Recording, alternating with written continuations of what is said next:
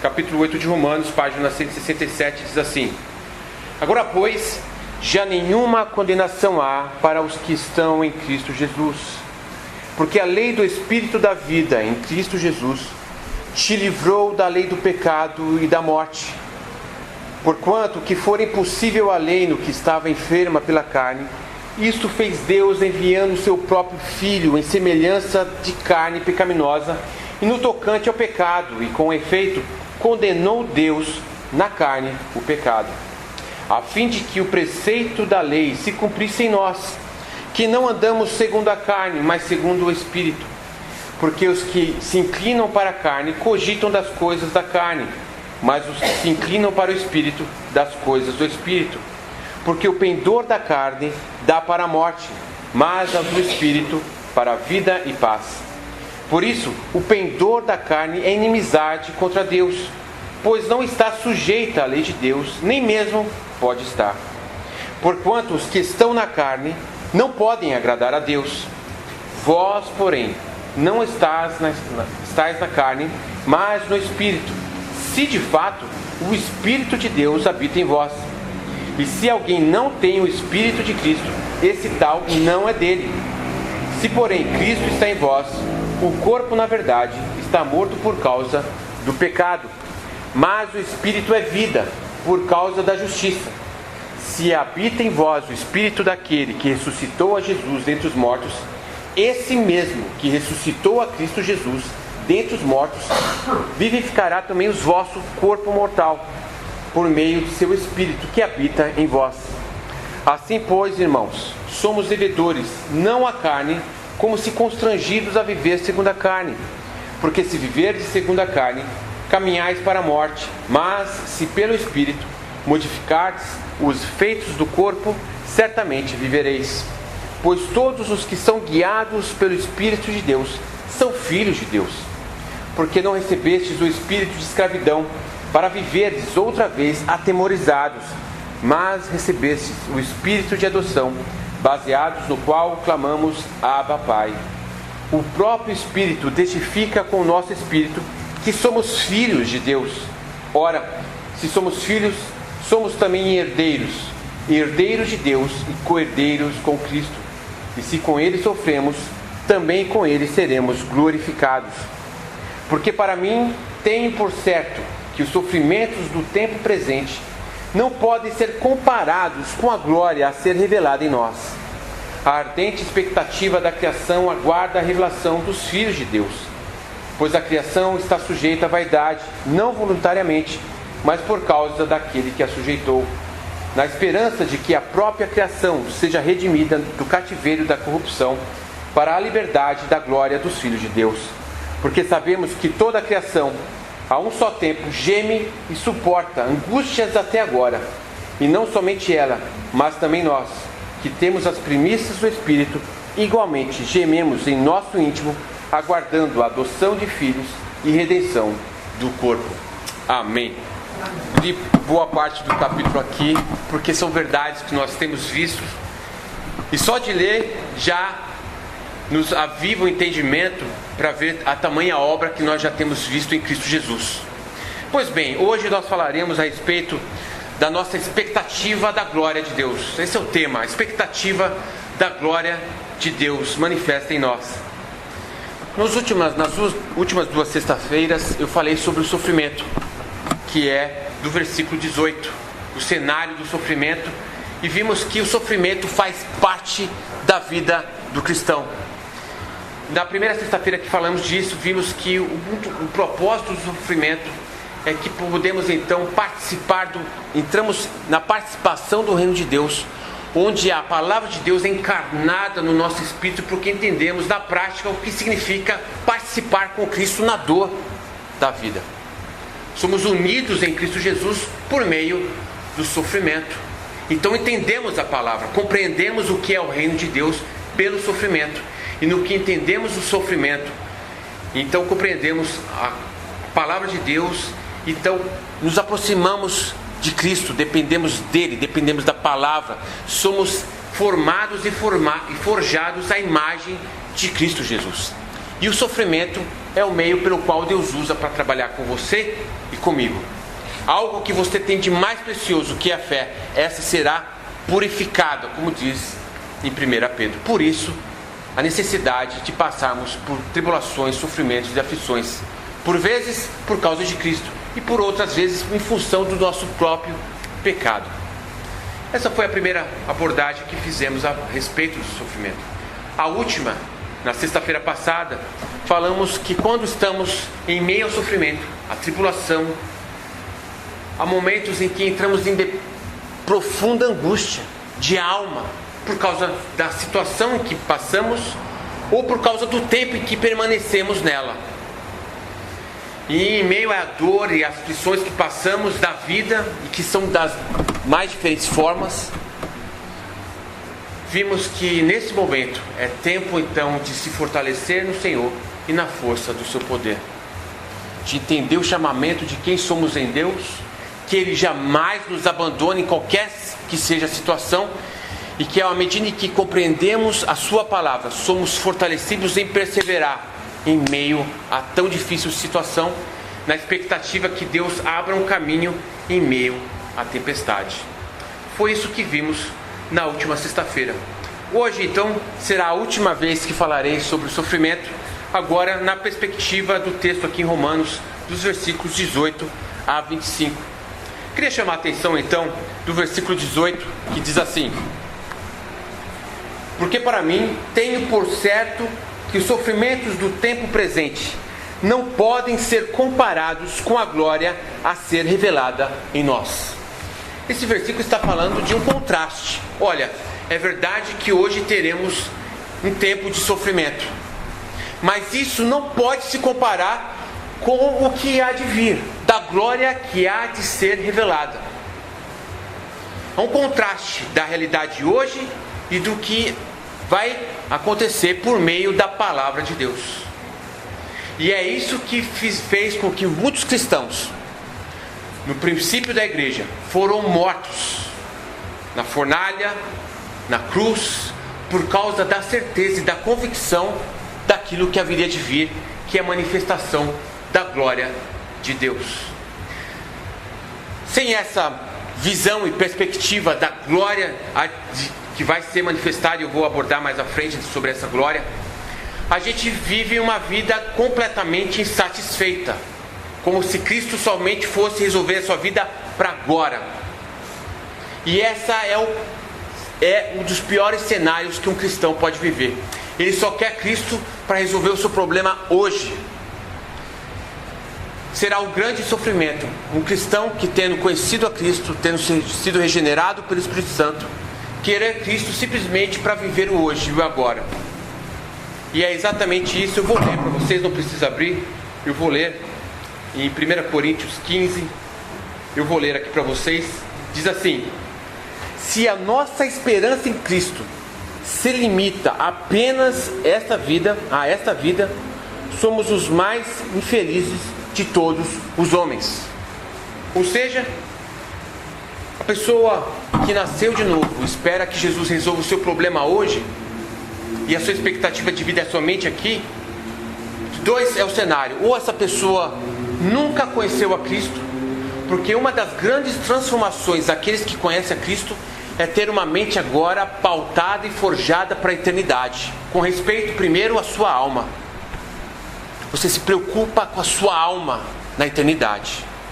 Quando você peca, você está entristecido, você fica preocupado e você quer se acertar com Deus, porque você sabe que a sua vida foi comprada por Cristo. Você presta contas a Ele. Sua vida agora está nas mãos dele e o seu foco está no céu. Isso não diz respeito que você vai agora fechar os seus olhos e só vai viver dentro da igreja. Não. Mas a sua preocupação está em viver para Deus. E tudo o que você faz, você quer fazer para Cristo, porque você conhece que você foi comprado pelo sangue do Cordeiro. Sua perspectiva de tudo que você faz é para Cristo, é para a glória dele. Você faz e vive para Ele. Essa é uma possibilidade de uma pessoa que conheceu a Cristo e tem então o seu foco, a sua mente é transformada, a sua perspectiva de vida é transformada para as coisas do céu. Você faz as coisas aqui, mas sempre com o objetivo de glorificar a Cristo Jesus. A outra possibilidade é daqueles que buscam o Evangelho simplesmente pela sua situação momentânea. E aí ele quer resolver o problema na sua casa, do seu emprego, da sua doença. E na hora que ele recebe a bênção de Deus, ele foge, some. Jesus, quando se deparou com 10 leprosos, os 10 vieram, suplicaram, os 10 foram curados, mas apenas um voltou. Então Deus não deixa de abençoar, mesmo aqueles que são ímpios, porque Deus é bom. Deus manda a chuva sobre os bons e sobre os maus. Mas o fato é que adianta você ganhar o mundo inteiro e perder a sua alma? Essa é a grande dificuldade que o homem entender, que o maior presente que ele pode ter é ter um encontro com Jesus e ter a sua alma salva. A outra possibilidade é do cristão que conhece Jesus, mas ele deixa de focar no céu e a percepção do céu se esvai e ele começa a se acomodar com as coisas do mundo. Ele quer ser parecido com o mundo, porque afinal de contas, se você quer servir a Cristo e você quer falar de Jesus e você quer viver para Jesus, você vai incomodar, e às vezes você se adequa às pessoas para ser aceita por elas. E aí você começa a se moldar conforme a forma como as pessoas agem, o que as pessoas fazem, os lugares que vão, o que bebem, o que vestem, enfim, se amolda ao mundo e perde a percepção do céu e foca em si mesmo. E essa é uma grande tristeza para esse cristão, porque ele perdeu a essência de quem ele é. Muito bem, dito isso, aqui há um contraste do sofrimento do tempo presente e da glória que há por vir. E o texto vai falar a respeito de como que esse tempo de sofrimento se demonstra de um contexto geral na história. Em primeiro ponto, ele vai falar a respeito da criação. Vai falar aqui no versículo 19, fala assim: a ardente expectativa da criação aguarda a revelação dos filhos de Deus. Aqui ele está falando de toda a natureza, de toda a terra, já vou explicar já. Ele fala assim no versículo 20: pois a criação está sujeita à vaidade, não voluntariamente, mas por causa daquele que a sujeitou. E depois ele vai falar uma segunda perspectiva, que é a perspectiva do cristão, no versículo 23. E não somente ela, mas também nós, que temos as primícias do Espírito, igualmente gememos em nosso íntimo. Então o tempo de sofrimento está aqui descrito em duas perspectivas. Primeiro, a da criação, e depois daqueles que creem em Cristo Jesus. Vou falar a respeito do pecado e de como que isso afetou o homem e toda a criação de Deus. O pecado não é brincadeira. O pecado corrói e destrói de uma forma devastadora. E dentro do contexto do plano geral da criação de Deus, além do homem ser impactado pelo pecado, eu já vou falar já, a criação, quando Adão peca contra Deus. Em Gênesis vai falar o seguinte, eu vou ler, não precisa abrir, eu vou ler aqui para vocês, qual que foi o impacto da tamanha destruição que o pecado trouxe sobre a criação. Fala assim: e Adão, Deus dizendo a Adão, disse: visto que atendestes a voz de tua mulher e comeste da árvore que eu te ordenei que não comeste, maldita é a terra por tua causa, em fadiga obterás o teu sustento durante todos os dias da tua vida. A terra foi amaldiçoada em função do pecado de Adão. Toda a criação foi distorcida. Os animais, a natureza foi completamente distorcido em função do pecado do homem, porque o próprio homem foi tirado do pó da terra e a terra foi amaldiçoada. Então todas as anomalias que você vê na natureza é em função do pecado do homem. Anomalias entre a natureza, anomalias de terremotos, e mais recentemente a gente tem visto isso, tornados, tremores de terra, tsunami que matou cidades inteiras. Tudo isso são anomalias em função do pecado do homem. E não é incomum as pessoas perguntarem, quando acontece um desastre, mas por que Deus permitiu isso? Ela está dizendo, Deus é o culpado desse desastre que está acontecendo. É isso que as pessoas estão dizendo quando perguntam isso.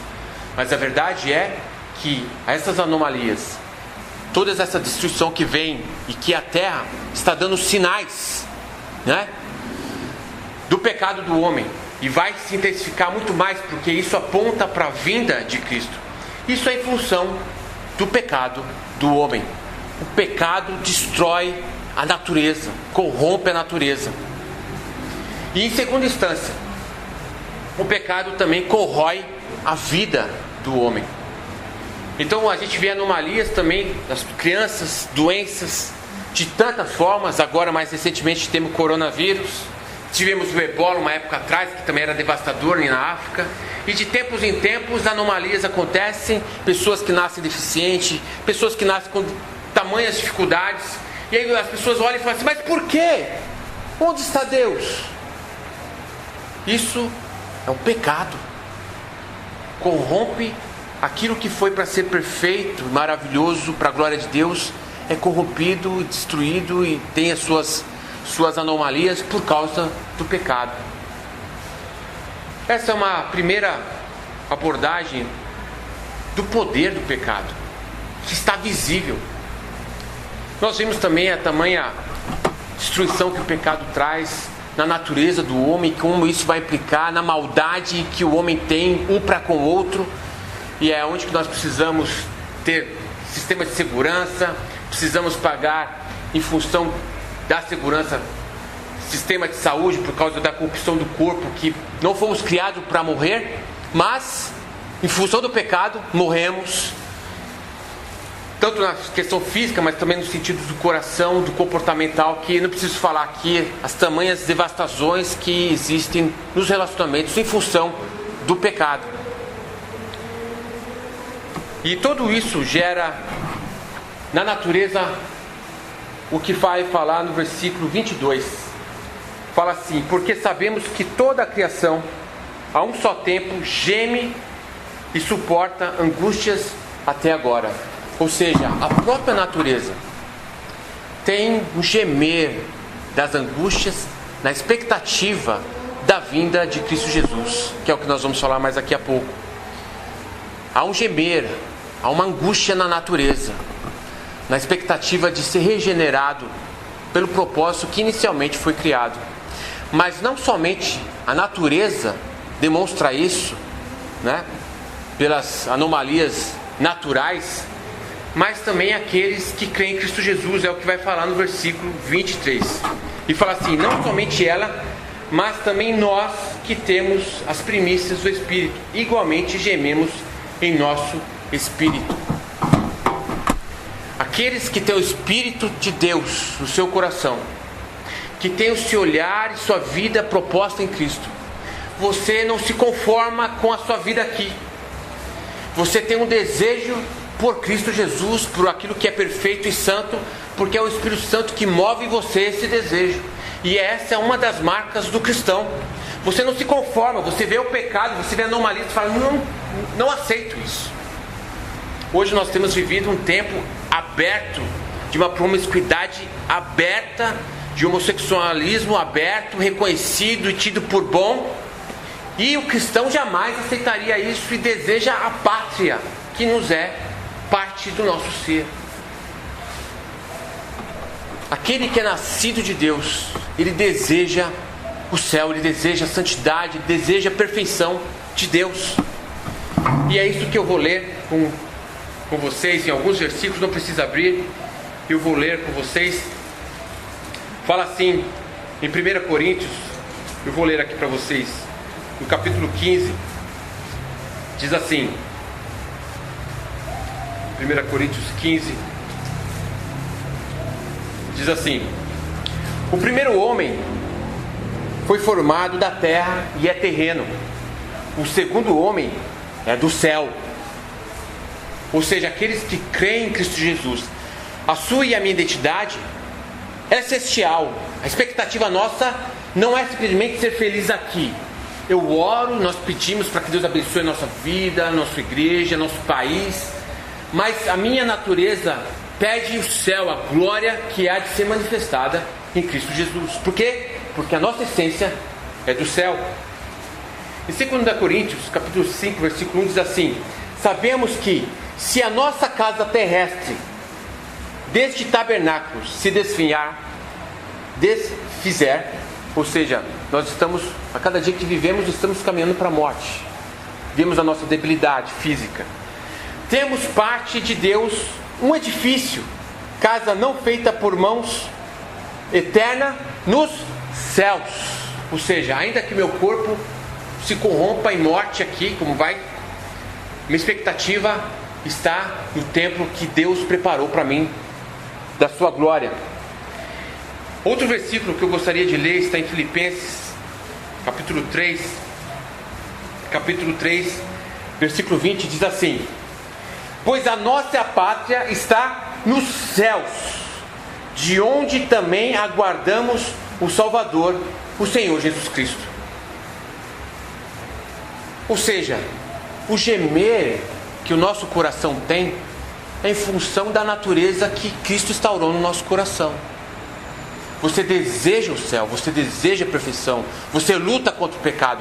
Por quê? Porque você tem uma nova natureza, porque você não é deste mundo. E é por isso que Jesus fala: olha, vós não sois deste mundo. Porque quem é deste mundo?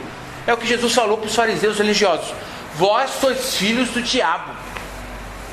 Então as pessoas pecam, fazem o que é errado e se sentem satisfeitas nisso. Você pensa que o ímpio de tudo ele é triste? Não, ele se sente feliz em ir no carnaval, ele se sente feliz em tomar um drink de sexta-feira, ele se sente feliz com o seu dinheiro, com a sua casa. Uma falsa felicidade, porque em Isaías vai falar assim que o ímpio não tem paz. Então o ímpio ele recorre a todo tipo de entretenimento para suprimir a verdade que está no seu íntimo, da justiça de Deus, que haverá de vir sobre todo o homem. E nessa condição, o ímpio está entesourando juízo para o dia do juízo, condenação para o dia do juízo. Ele se dá por satisfeito, mas um dia haverá de se apresentar diante de Deus. Mas aqueles que têm o Espírito Santo de Deus têm uma natureza que não se conforma a um ardor no coração em buscar a presença de Deus, um gemido. Sabe por quê?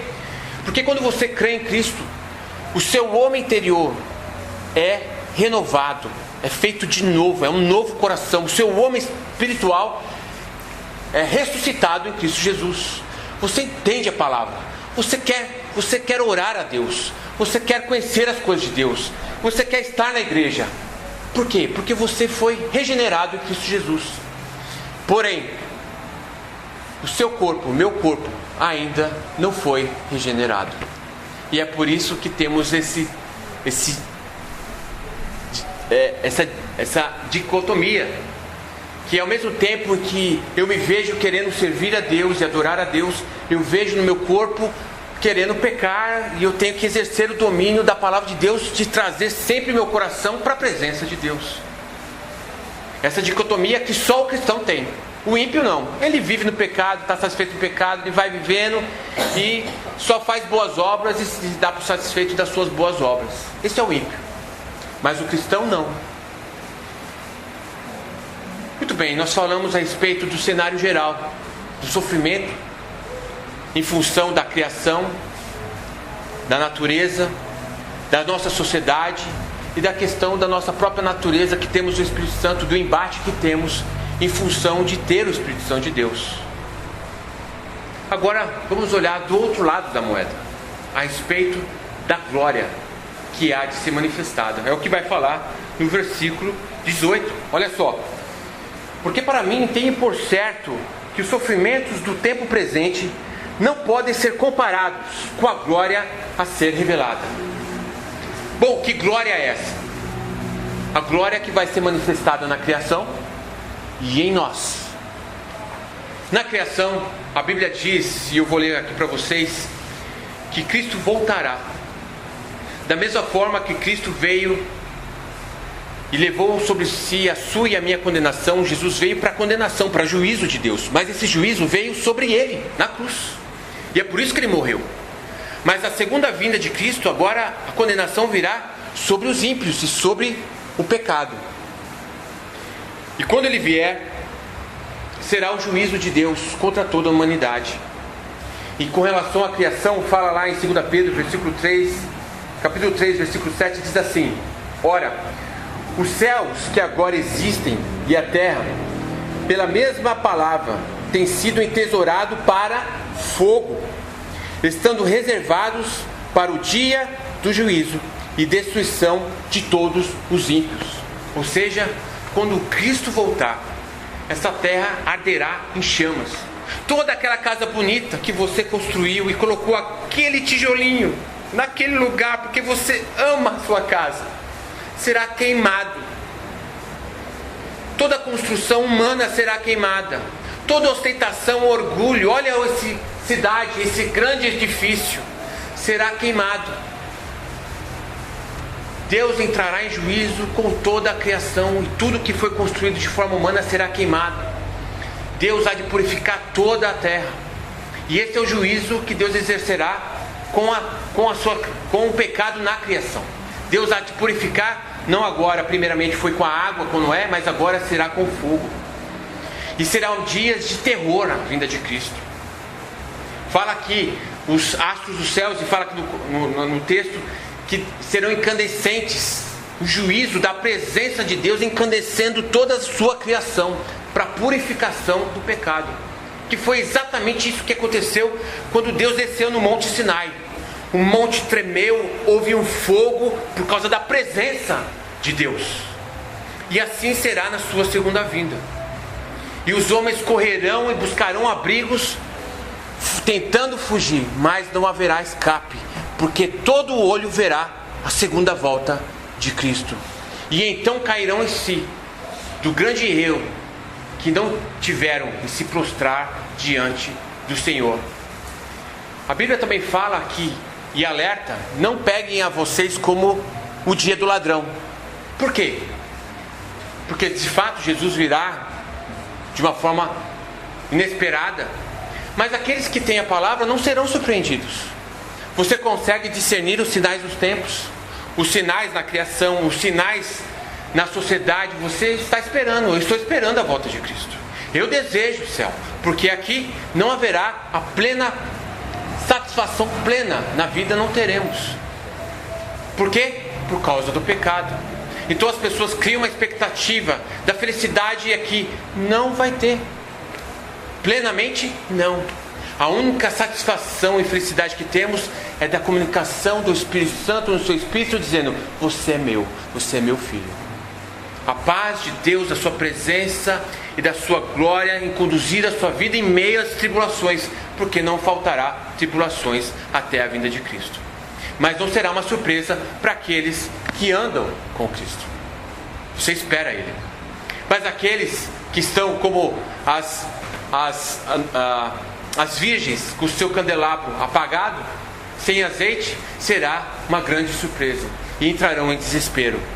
Mas naquele dia não haverá mais retorno, porque então chegou o dia do juízo. E a terra não somente será queimada com fogo para purificação, mas Deus promete novos céus e uma nova terra. Em Apocalipse 21, versículo 1 fala assim: vi novo céu e nova terra, pois o primeiro céu e a primeira terra passaram e o mar já não existia. A glória de Deus é em trazer uma plena restauração em toda a sua criação. Aquilo que o homem destruiu em função do pecado, Cristo Jesus há de restaurar plenamente toda a sua criação. E da mesma forma que foi assim, a sua palavra se cumprindo em toda a história, culminando no clímax da vinda de Cristo, certamente Jesus Cristo voltará a segunda vez e Ele restaurará esta terra. E essa é a glória que haveremos de esperar. Haveremos de ter um novo céu e uma nova terra. Há uma promessa em Salmos 37, 29, fala assim que os justos herdarão a terra. E é uma das formas que até os testemunhos de Jeová abordam você. Olha, nós vamos herdar essa terra.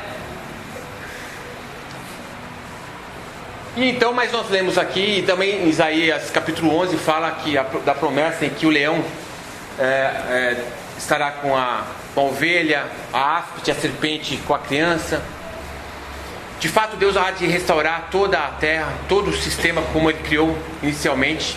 E a pergunta que surgiria é: tá bom, nós vimos que a nossa pátria é do céu, nós temos a natureza do céu, ao final de contas, nós vamos orar no céu ou nós vamos orar na terra?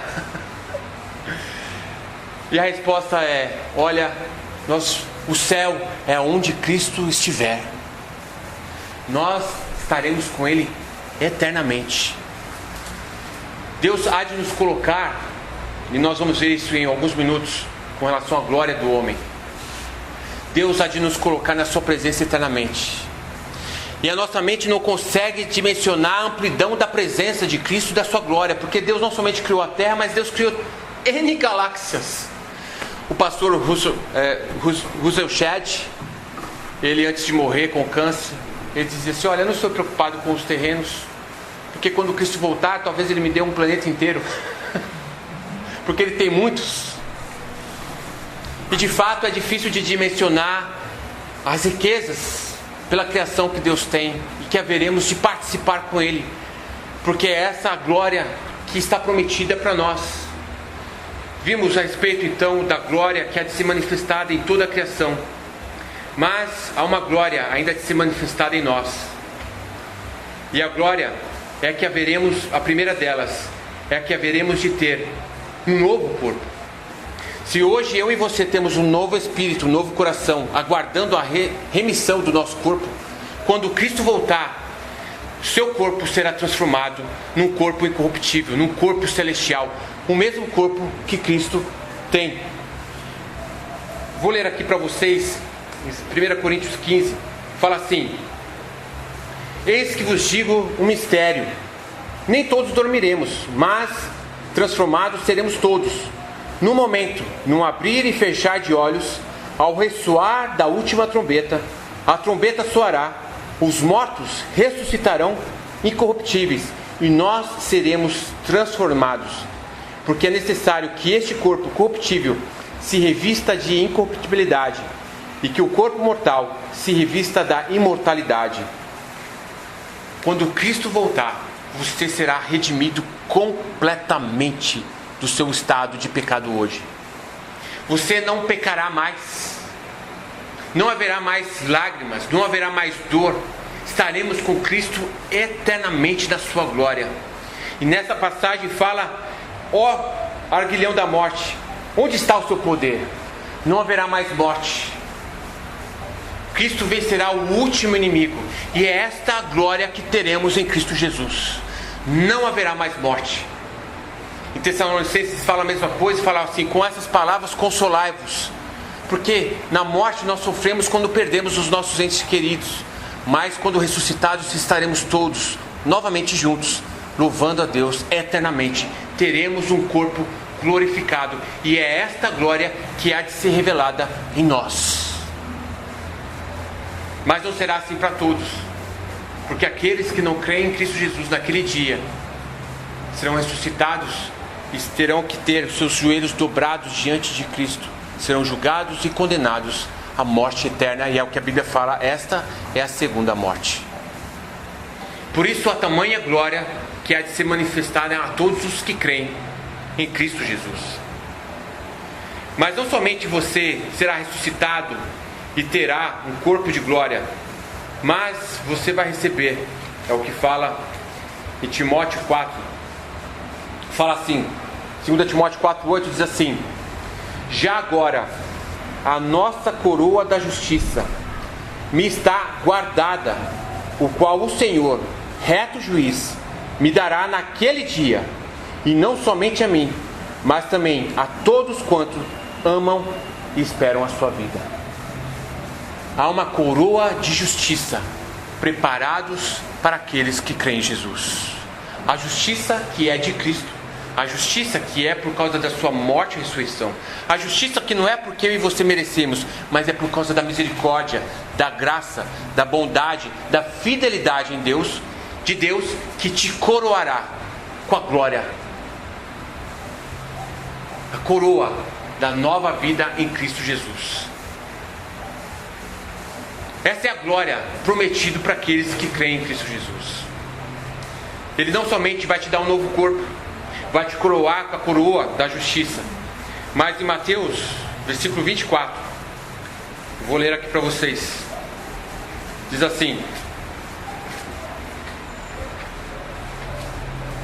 diz assim, 25 aliás, diz assim: então dirá o rei aos que estiverem à sua direita: vinde, benditos de meu Pai, entrai na posse do reino que vos está preparado desde a fundação do mundo.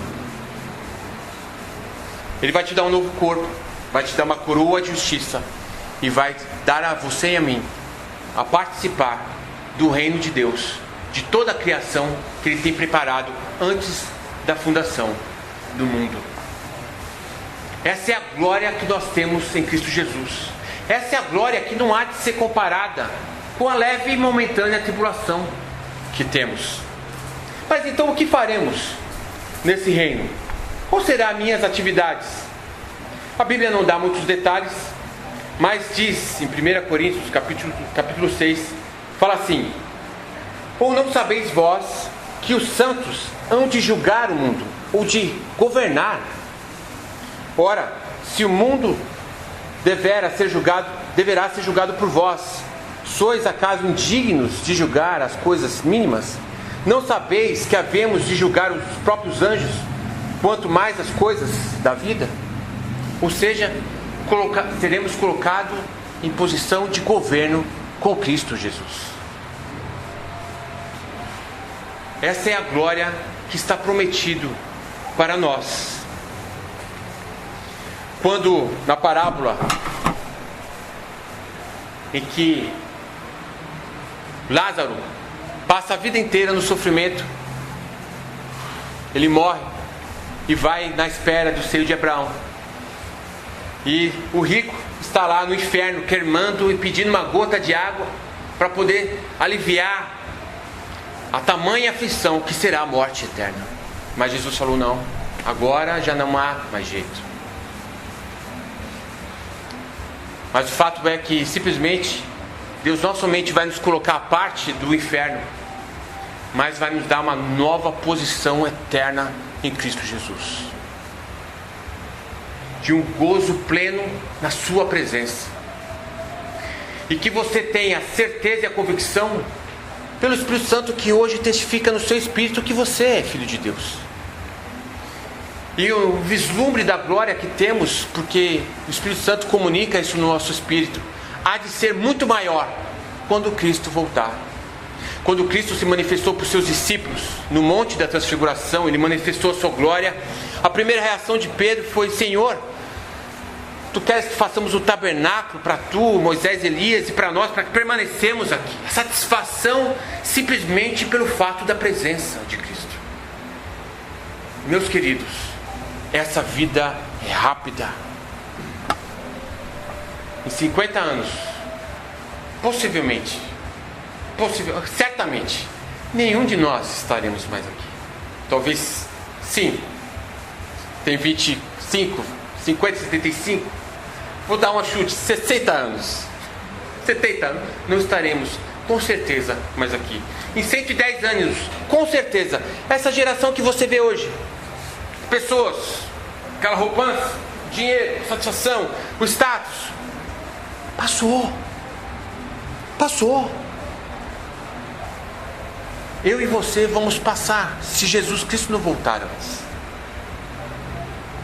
E o propósito que nós temos de viver essa vida não é viver para nós mesmos, mas é viver para conhecer a Deus, gozá-lo para sempre, viver em tudo que façamos, fazer para a sua glória, na expectativa da sua vinda, porque quando chegarmos lá seremos coroados.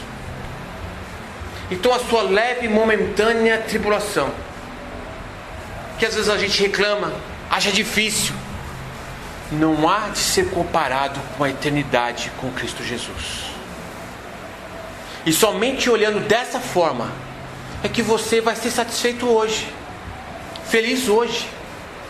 Porque a glória não é um galardão que vai ser compensado lá no final. Não. É a certeza hoje, da glória hoje, da presença hoje, daquilo que nós temos estudado no capítulo 8 de Romanos, do que é uma vida no Espírito, do que é a presença de Deus, o que é ser conduzido por Ele, o que é participar do reino. É uma alegria hoje, é contagiante. Mas também tem as aflições, as tribulações, as perseguições que fazem parte. Então a nossa alegria é pelo que Cristo já fez na cruz, é o que Ele já marcou no seu Espírito hoje, da sua presença hoje, da participação do seu reino hoje, com muitas aflições e tribulações. Então não é que você só será feliz no final, não. Se você só for feliz quando chegar ao fim, você está esperando Jesus somente nessa vida. Quão miserável você é, e eu sou, se essa for a nossa expectativa. Sua alegria, sua satisfação é hoje. Alegria hoje, a paz hoje, andar com Deus hoje. Porque aqueles que andam com Cristo, como diz em profetas, os meus servos comerão, os meus servos beberão. Mas não é da comida, é da palavra de Deus. Fala nos profetas, fala assim: olha, nos finais dos tempos haveria sede e fome da minha palavra. Mas aqueles que são de Cristo não serão sedentos da palavra, porque o Espírito Santo vai ministrar no seu espírito, vai falar com você, vai gerar em você uma fonte de água viva que Jesus prometeu. Porque a alegria é para hoje, a satisfação é hoje, com a certeza do que Cristo já fez no passado, na cruz, e a certeza do que somos no futuro. Às vezes as pessoas ficam angustiadas com a sua aposentadoria, ficam angustiadas se vão ficar sozinhas, ficam angustiadas porque eu não tenho, ficam se comparando, ficam se martirizando, às vezes por causa do passado, às vezes por causa do presente, às vezes por causa do futuro. Se martirizam com insegurança, com medo, porque não sabem as riquezas de Cristo Jesus. Crentes se martirizando. Mas quando você conhece a palavra, quando Jesus fala assim: olha, conhecereis a verdade, e a verdade vos libertará. Em que sentido? Não somente da salvação em Cristo, mas também do jugo. O jugo do pecado, o jugo da mentalidade carnal e humana que faz você pensar como todo mundo pensa. Aí você sofre como um ímpio, quando você deveria estar satisfeito e contente com aquilo que Jesus já fez, com aquilo que Deus te deu e com aquilo que Ele reserva para você. Porque nosso fim é certo. E tem um hino que fala assim: quando o fim chegar o dia, pela graça de Jesus, eu lá estarei. Quando Jesus voltar e tocar a trombeta, eu sei que eu estarei lá com Cristo Jesus. E você tem essa convicção? Vamos orar.